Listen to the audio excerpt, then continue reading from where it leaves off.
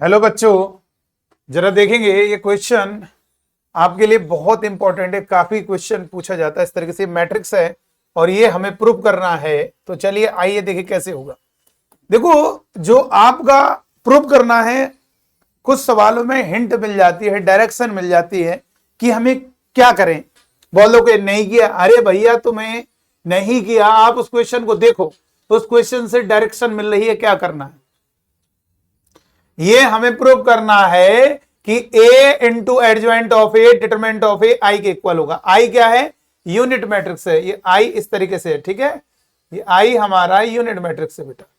आई क्या है? Unit matrix है। और जब नहीं लिखा है तो वो यूनिटी मैट्रिक्स होती है बेटा, बताने की जरूरत नहीं है। वो यूनिट मैट्रिक्स होती है, सेम इसी ऑर्डर की होगी। यानी यहां पर अगर नहीं भी लिखा है तो आई हमारा यूनिट मैट्रिक्स है। तो पहले हम ए मैट्रिक्स को लिख लेते हैं। क्या क्या है? 1 1 1 और 3 4 3 3 3 4। और हमारा आई जो है ये हम खुद बना लेंगे, ए के साइज के हिसाब से बनाएंगे। कभी कभी दे दिया जाता है के बारे में, कभी कभी नहीं दिया है, तो अंडरस्टूड है कि वो यूनिट मैट्रिक्स है जिसके मेन डायगोनल के सारे एलिमेंट 1 होंगे, बाकी रिमेनिंग एलिमेंट क्या होंगे? 0 होंगे। ये आई हो गया बेटा। अब यहां से डायरेक्शन मिली है डिटर्मिनेंट ऑफ ए इंटू आई। ठीक है, डिटरमिनेंट ऑफ ए इंटू आई कैसे होगा जरा सीखिए। तो सबसे पहले हम इसका डिटरमिनेंट कैलकुलेट कर लेते हैं। यहां से हिंट लो, जो प्रूव करना है वो आपको डायरेक्शन दे रहा है। इसका मतलब ये हुआ ए मैट्रिक्स तो आपके सामने गिवन है और उसके साथ एडजॉइंट ऑफ ए यानी उस मैट्रिक्स का एडजॉइंट को उसके साथ मल्टीप्लाई करना है। तो भैया मल्टीप्लाई तो तब होगा ना, पहले एडजॉइंट को कैलकुलेट करना होगा। और डिटरमिनेंट हम इसलिए निकालें, वो इजी है, डिटरमिनेंट निकाल लेते हैं, एडजॉइंट निकाल लेंगे, फिर ए और एडजॉइंट ऑफ ए को मल्टीप्लाई करेंगे और ये हमारा अपने आप प्रूव हो जाएगा। और एक रिजल्ट भी है, ऐसा नहीं कि इस क्वेश्चन, बहुत सारे क्वेश्चन है। ये वाला क्वेश्चन जैसे आपके लिए होमवर्क के लिए है, ये वाला क्वेश्चन हम देख लेते हैं कैसे करेंगे। तो यहां पर सबसे पहले डिटरमिनेंट कैलकुलेट करोगे, 1 1 1 और ये होगा 3 4 3 और ये 3 3 4। तो सबसे पहले इसको डिटरमिनेंट कैलकुलेट करेंगे। ये हो जाएगा प्लस फिर माइनस फिर प्लस। सबसे पहले 1, जिस कॉलम जिस रो में उसको हटा दीजिए, 4 3 3 4। इधर होगा माइनस का 3, जिस कॉलम में है जिस रो में उसको हटा दीजिए, 1 1 3 4 प्लस का 3, ये जिस कॉलम में है जिस रो में उसको हटा दीजिए, 1 1 4 3। तो यहां पर हो जाएगा 16 माइनस का 9 माइनस 3 और ये हो गया 4 माइनस 3 प्लस का 3, मल्टीप्लाई करेंगे 3 माइनस का 4। तो ये होगा 16 में 9 हो गया 7 माइनस ये 1 हो जाएगा, 1 का 3 3 और ये माइनस 1 यानी माइनस 3। तो यहां से कह सकते हैं डिटरमिनेंट ऑफ ए 1 आ रहा है। देख लीजिए, 16 में 9 हो गया 7 और ये 3 3 में सॉरी 1 में 3 का मतलब 3 और ये माइनस 1 यानी माइनस 3 माइनस 6 और ये 7 में 6 गया 1 आ रहा है। ठीक है, कोई बात नहीं, डिटरमिनेंट ऑफ ए 1 आ रहा है। चलो, तो अब हम ये निकाल लेते हैं और फिर हम इसको भी देख लेंगे। तो सबसे पहले हम एडजॉइंट निकालने की तैयारी करेंगे। तो एडजॉइंट कैसे निकाला जाता है, इतनी बात क्लियर करिए। एडजॉइंट निकालना पड़ेगा भाई। एडजॉइंट निकालने के लिए आपको हर एक एलिमेंट के कोफैक्टर निकालने होंगे। ये वाला एलिमेंट किसमें है? फर्स्ट रो और फर्स्ट कॉलम है। तो ऐसे लिखा जाता है 11 12 13 21 22 23 31 32 33। तो 11 मतलब इसकी एड्रेस की बात कर रहा है। C11 का मतलब ये वाला एलिमेंट किसमें है? फर्स्ट रो और फर्स्ट कॉलम में। तो ये हमेशा रूल है -1 की पावर, इन दोनों को, ये जो नीचे लिखा है, इन दोनों को ऐड करके ऊपर लिखना है बेटा हमेशा। ठीक है, फिर ये वाला एलिमेंट जिस कॉलम में है जिस रो में उसको हटा दीजिए, जो बचा उसको लिखेंगे 4 3 3 4। तो यहां से हो जाएगा -1 का स्क्वायर, इन दोनों को मल्टीप्लाई करेंगे 16 माइनस का 9। तो यहां से कह सकते हैं C11 हमारा 7 हो जाएगा। सॉरी, 16 में 9 हो जाएगा 7, ये 1 हो गया, 1 का 7 में मल्टीप्लाई 7। -1 की अगर इवन पावर है तो 1 हो जाएगा। ठीक है, अब लाइन से निकालते जाओ। इसका क्या होगा कोफैक्टर? किसमें? फर्स्ट रो सेकंड कॉलम में। ये वाला एलिमेंट फर्स्ट रो में है और सेकंड कॉलम में। तो ये हमेशा फॉर्मूला क्या लगना है? -1 की पावर, इन दोनों को ऐड करके लिख देना है 1 + 2 और ये वाला एलिमेंट जिस कॉलम में है जिस रो में उसको हटा दीजिए, 1 1 3 4। ये हटेगा ना, ये हटेगा, ये हटेगा, तो 1 1 3 4। तो यहां से आ जाएगा -1 का क्यूब, इधर मल्टीप्लाई करोगे 4 माइनस का 3 और यहां से देख सकते हो -1 इंटू 1, तो यहां से C12 आपका -1। ठीक है, चलो C13 का मतलब है फर्स्ट रो थर्ड कॉलम -1 की पावर 1 + 3। ये देखिए -1 की पावर 1 + 3 जिस कॉलम में है, जिस रो में, उसको हटा दीजिए। 1 1 4 3 1 1 4 3 और इधर हो जाएगा -1 की पावर 4, इधर मल्टीप्लाई करेंगे 3 माइनस का 4 और इधर हो जाएगा 1 इंटू -1, तो यहां से C13 हो जाएगा -1। अब इसको निकालो कोफैक्टर, इस वाले का कोफैक्टर क्या होगा, सेकंड रो फर्स्ट कॉलम, तो ये हो जाएगा -1 की पावर 2 + 1। ये वाला एलिमेंट जिस कॉलम में है और जिस रो में, उसको हटा दीजिए। 3 3 3 4, तो 3 3 3 4 ये हो जाएगा बेटा। लाइन से निकालते चले जाएंगे हर एक एलिमेंट का कोफैक्टर। इधर हो जाएगा -1 की पावर 3, ये 2 और 1 3, इन दोनों को मल्टीप्लाई करेंगे 12 माइनस का 9 और ये -1 12 में 9 गया 3, तो C121 हो जाएगा -3। तो C22 second row second column, ये वाला एलिमेंट किसमें है, सेकंड रो सेकंड कॉलम, तो ये हो जाएगा, फॉर्मूला होगा -1 की पावर, इन दोनों को ऐड करके लिखेंगे 2 + 2 और ये वाला जिस कॉलम में है, जिस रो में, उसको हटा दीजिए। इसको हटा देंगे, इसको हटा देंगे, 1 3 1 4, यानी यहां पर लिखेंगे 1 3 1 4 और यहां पर क्या होगा बेटा, -1 की पावर 4, इधर मल्टीप्लाई करेंगे 4 माइनस का 3 और यहां से 1 इंटू 1, तो यहां से कहेंगे C22 हमारा 1 आ गया बेटा। ठीक है, इसका भी निकाल लें।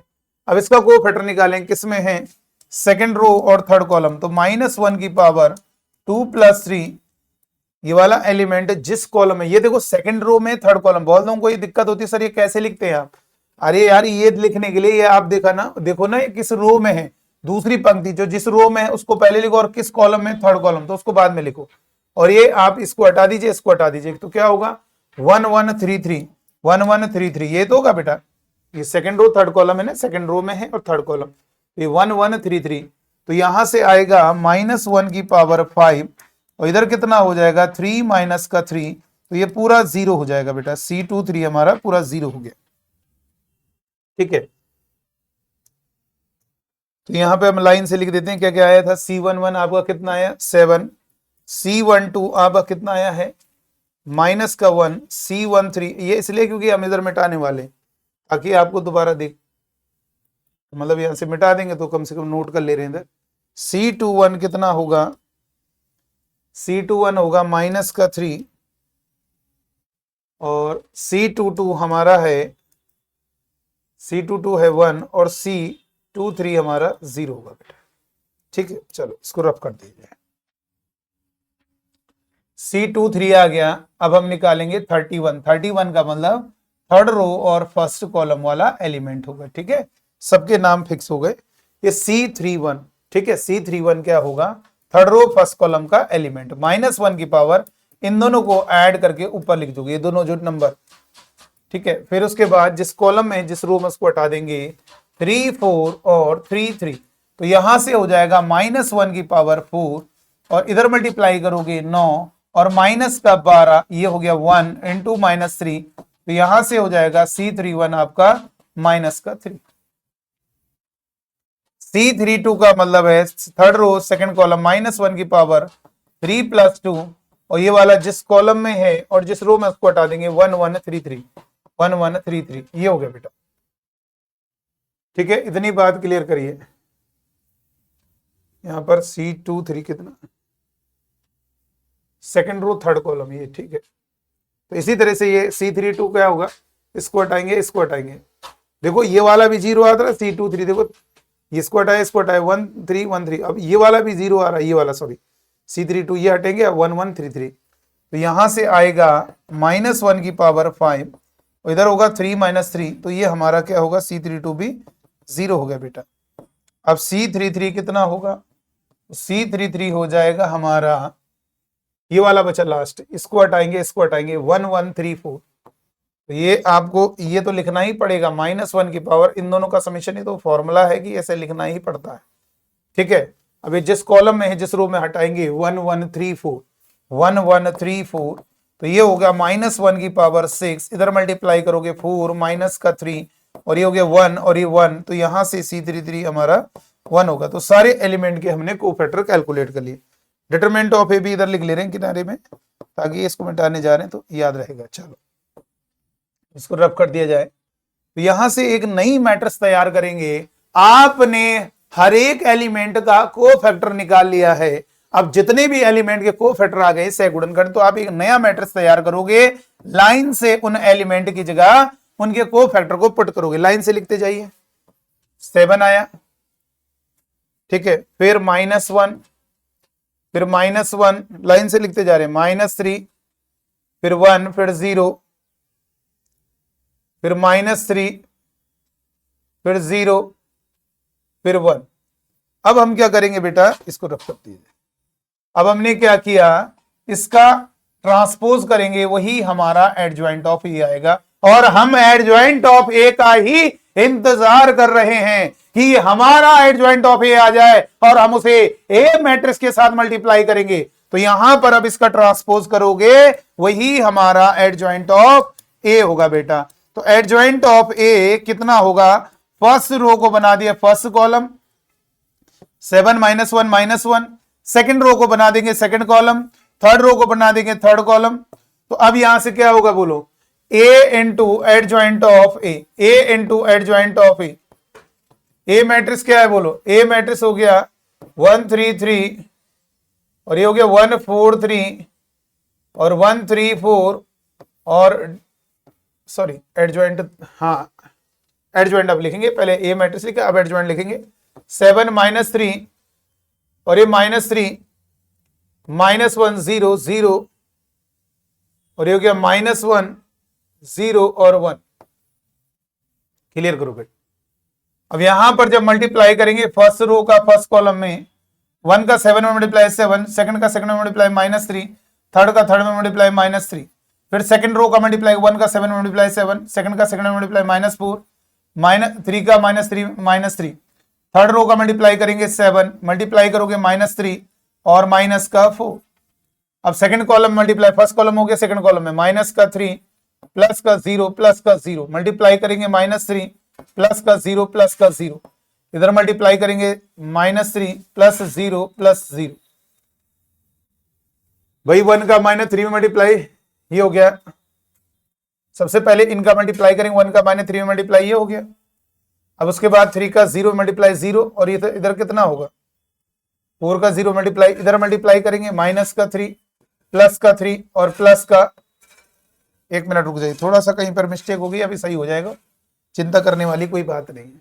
यहां पर -3 प्लस 0 प्लस 3, फिर इधर मल्टीप्लाई करेंगे -3 प्लस 0 प्लस का 3। क्लियर करते जाइए। और ये हो गया -3 प्लस 0 प्लस का 4। तो अब अगर हम देखेंगे कहीं एक जगह मिस्टेक हो रही है, ये -6 7 में 6 गया 1, ठीक है, और ये 0 सही है, ये भी 0 आ रहा है, इधर कितना होगा, ये -3 हो रहा है। तो यहां पर क्योंकि आपको मालूम है कि जब मुझे पहले से ही आभास हो गया डिटरमिनेंट ऑफ ए आई लाना है, तो डिटरमिनेंट ऑफ ए 1 है और आई यानी वही रहना चाहिए, 1 0 0 0 0 सॉरी 1 और 0 0 1। चलो अभी देख लेते हैं कहां पे हो रहा है दिक्कत। यहां पर 0 है, सॉरी यहां पे, चलिए आई वापस आते हैं, रुक जाइए, इसको रब कर दिया जाए। और यहां पर दोबारा से कोई दिक्कत नहीं है। यहां पर एक बार देखिए इधर,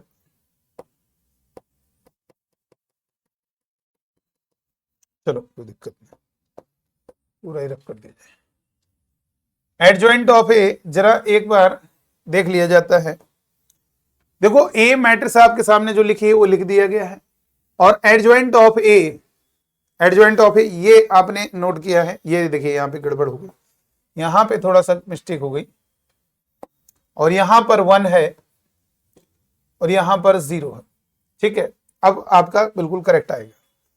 तो यहां पर जरा देखेंगे, पहले वाला मल्टीप्लाई करेंगे तो 7 और इसमें मल्टीप्लाई करोगे -3 और -3, मल्टीप्लाई करोगे 7 और -4 -3, और ये 7 -3 -4, मल्टीप्लाई करोगे -3 और +3 और +0।